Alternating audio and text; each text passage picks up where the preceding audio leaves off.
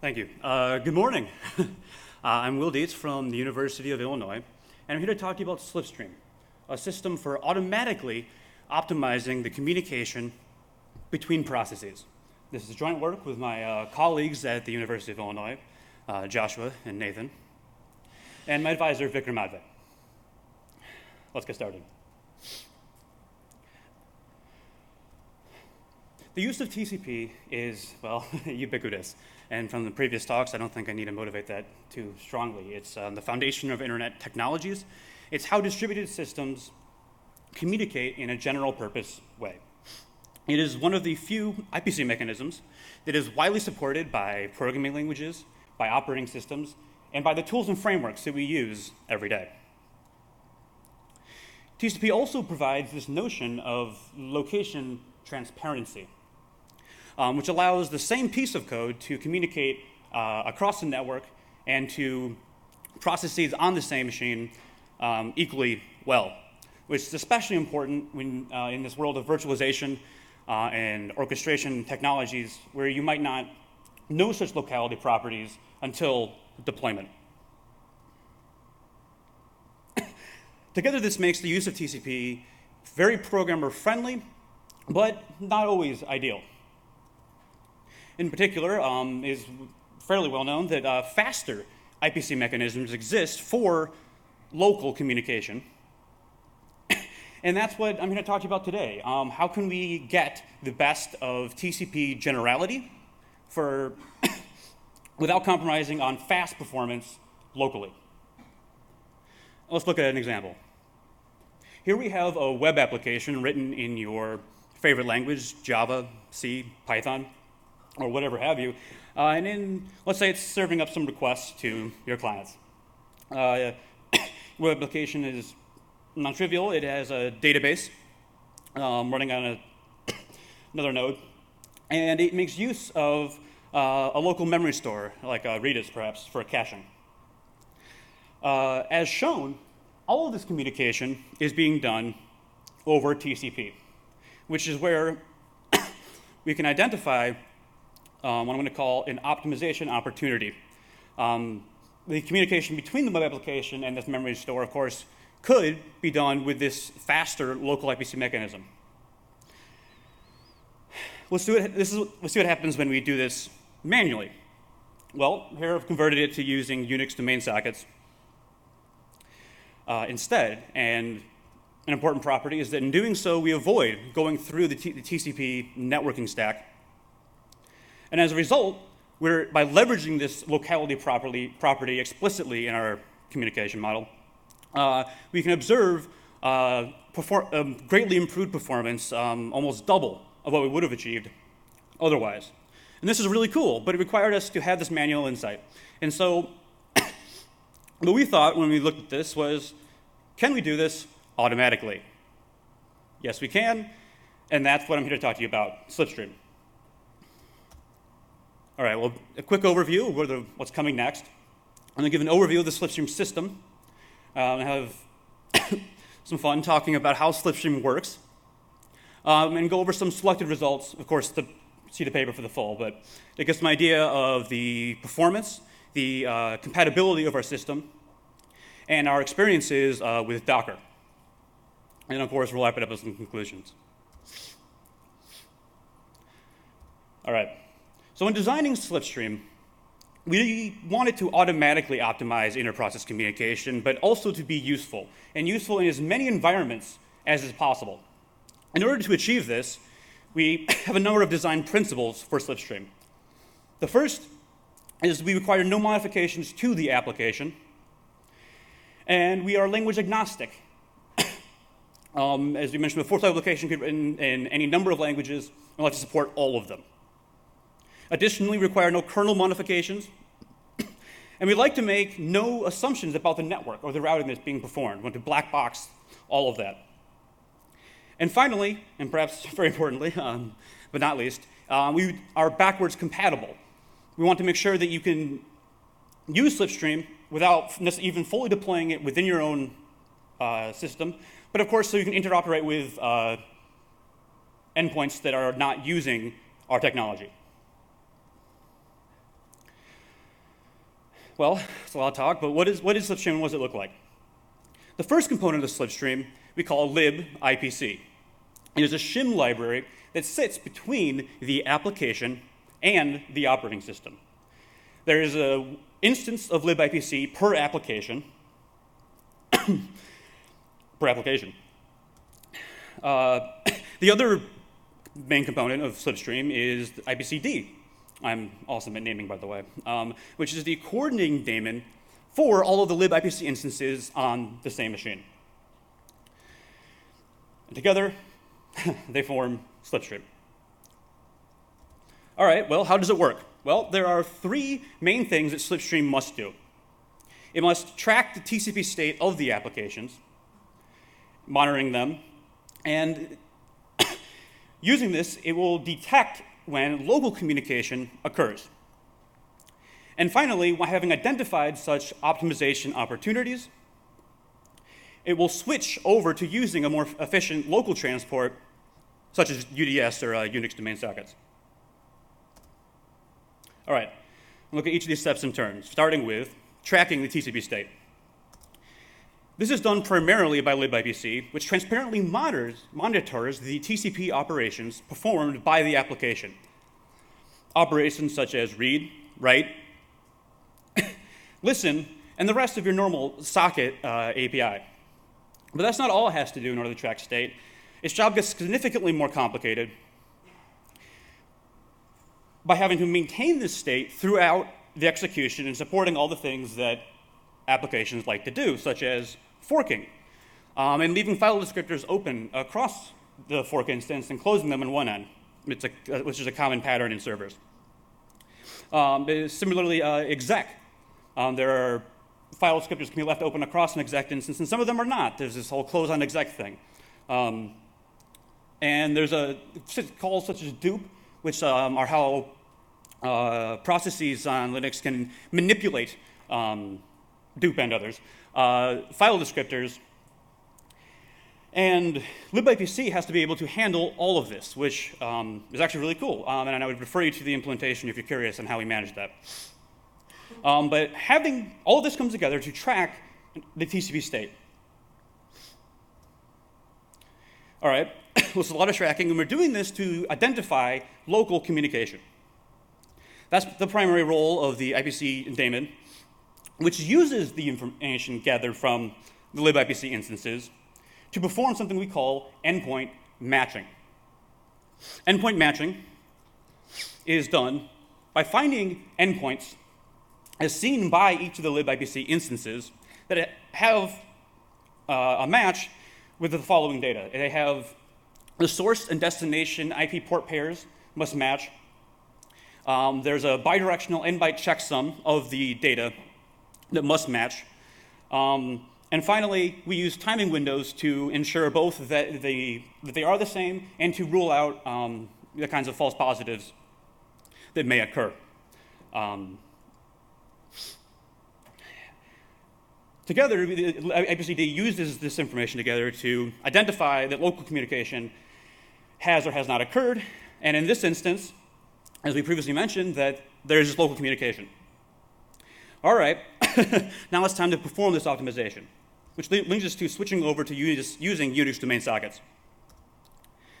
This starts at the IPC daemon, which generates this more efficient socket pair and sends one end of each over to the libIPC instances, which then switch the communication to use that for a more direct, efficient communication, transparent to the application.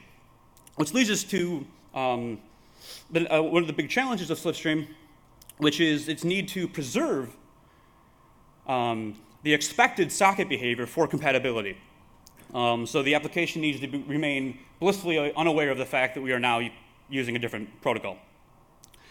And this gets tricky beyond reads and writes and whatnot to things like epoll and select, which are discussed in our paper. All right.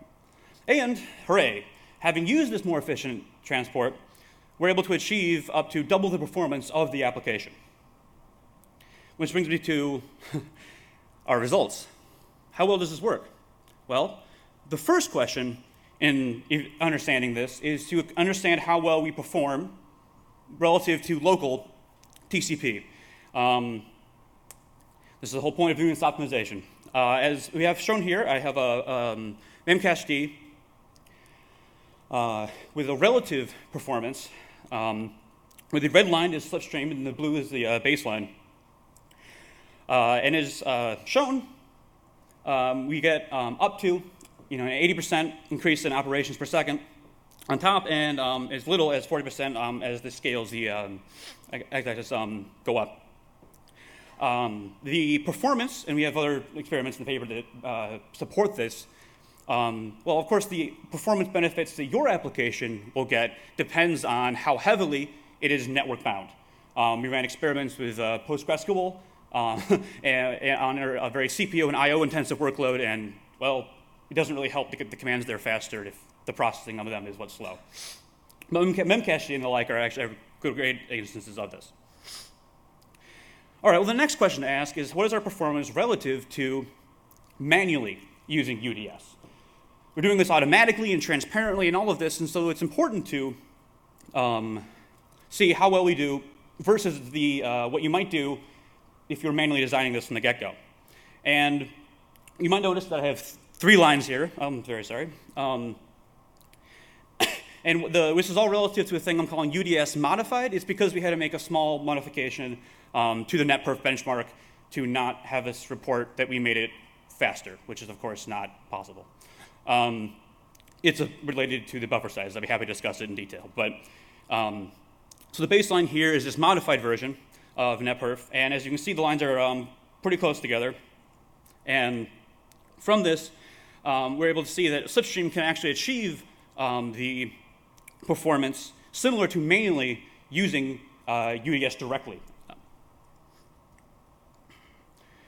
Finally, the performance question to ask is that of performance overhead. How much do you pay to use the system when it's not working, when it's not able to find this local communication? And to do this, we ran some fairly pessimistic results over the loopback, because, of course, if it was over loopback, we would be optimizing it.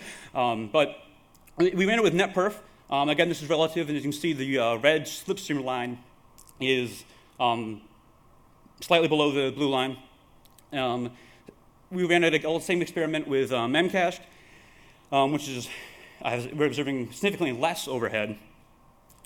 And just overall, we saw that we have an average of about 3.5% overhead for NetPIPE and 1 to 3% for memcached. Well, it's great that we have these performance results, but how well does it work? Well, we found that it supports many popular server applications, various databases and memory key value stores, as listed here. We also found that we succeeded in making it language agnostic. In practice, we've ran it with various Java applications, C-based applications, of course, Python, and some others. And for all of these, they all worked correctly, which, frankly, given the architecture of Slipstream, I was very proud of. And not only that, not only did we not manage to not break things, they were all optimized correctly when and only when they were actually communicating locally. This is, of course, not exhaustive, but I tried.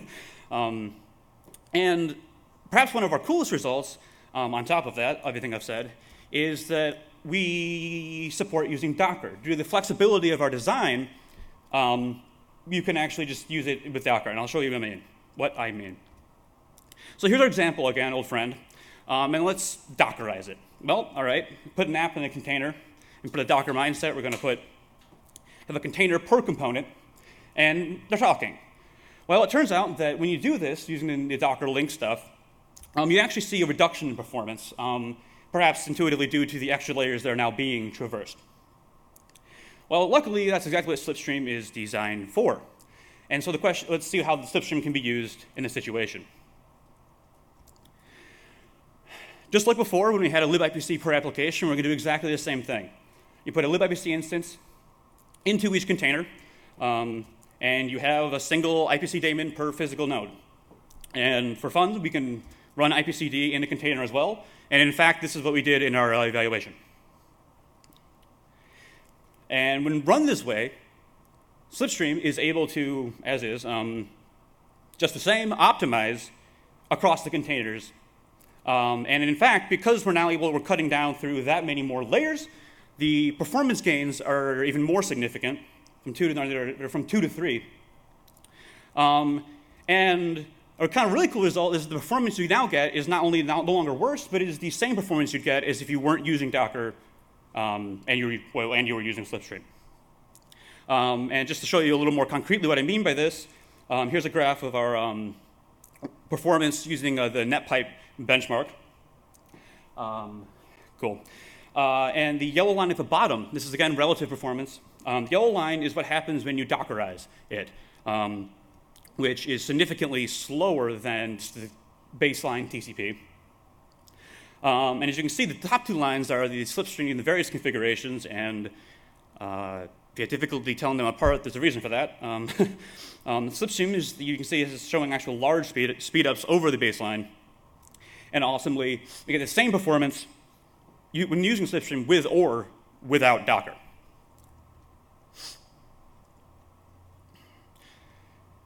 All right, I have some conclusions to leave you with. Slipstream is a system that automatically uses the faster IPC mechanism when available. It is easy to deploy by design, and in experience, it is highly compatible. It requires no modifications to the operating system or the application. It is language agnostic. It is backwards compatible. Requires no modifications to the protocol, and it works with both partial deployments and communication with people not using Slipstream, although hopefully eventually they may. We see large performance benefits when using Slipstream, up to double the bandwidth, for host local communication. And when optimization is not possible, we impose very little overhead, making the use of Slipstream very practical. And finally, and maybe best of all, Slipstream itself and all the evaluation stuff we've used is freely available at our website. And thank you for your time. I'll now take questions.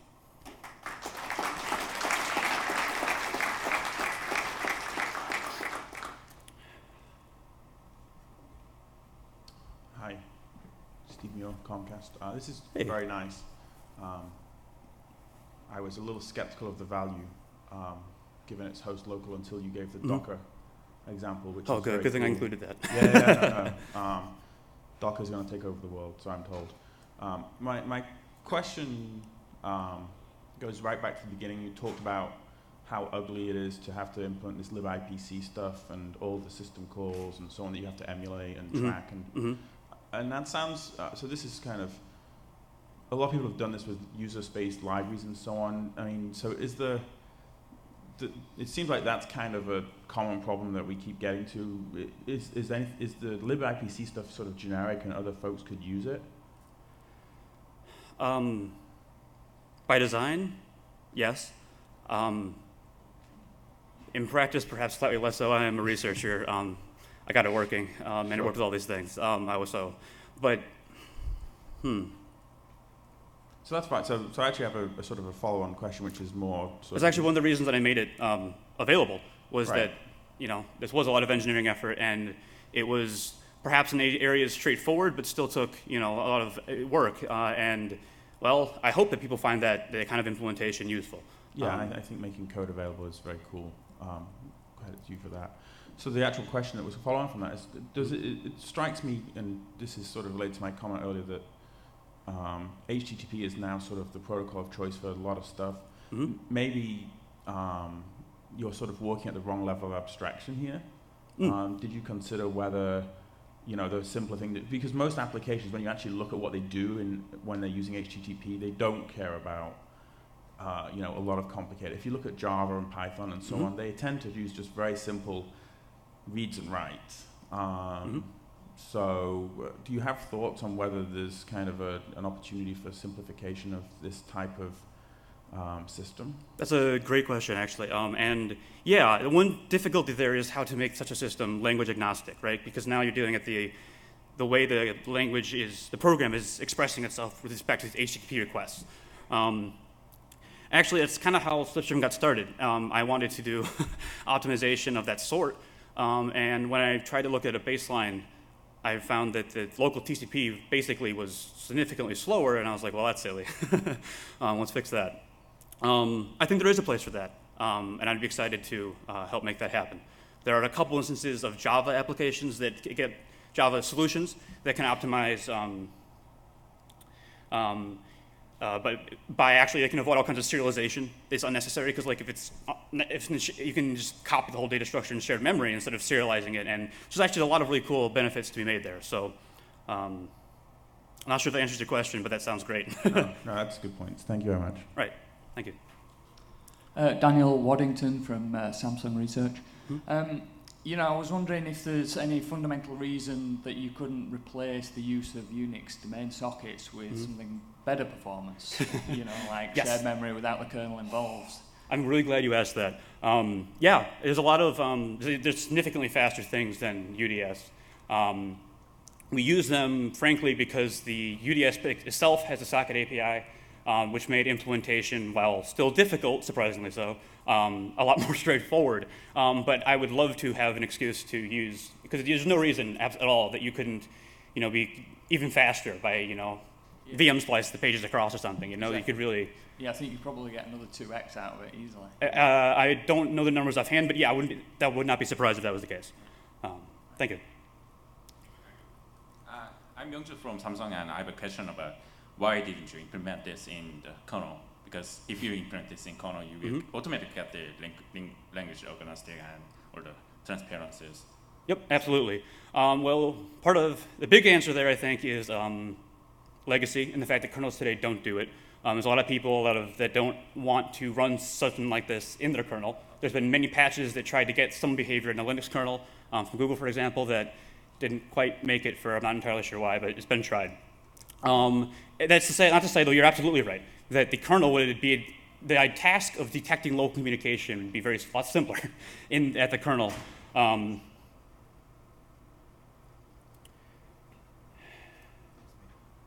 But also, we wouldn't be able to do the kinds of optimizations in terms of shared memory if we wanted, so for Unix domain sockets, yeah, we could get the same performance, but I'm actually hoping to implement this using even faster, which would avoid going to the kernel at all, which of course is not possible.